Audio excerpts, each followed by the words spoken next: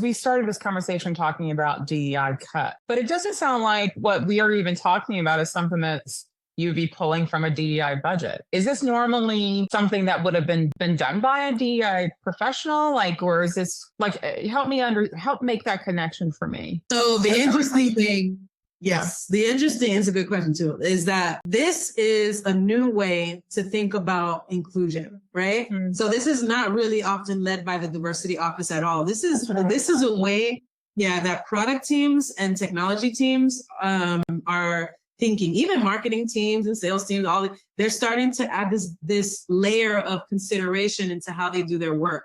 And so it's embedded into how they think, how they work. Wow. Now, not because they're always trying to be inclusive, but more because they're like, we are missing groups of people. Yes. We want this product, this service, this thing to reach as many people as possible. And we've been missing it. How are we missing it? And now they're going back.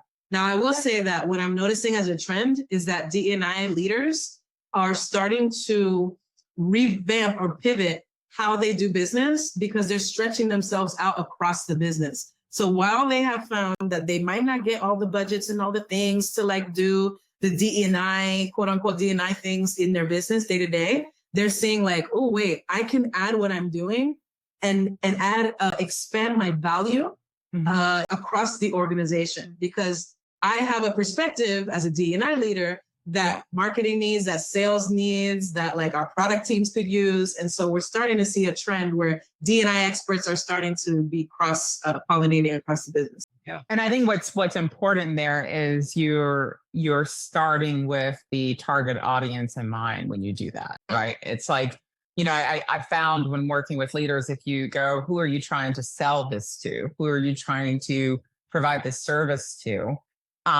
That takes it away from what's perceived as sort of traditional DEI and make it more about, again, in service to the client that we're trying to get on board.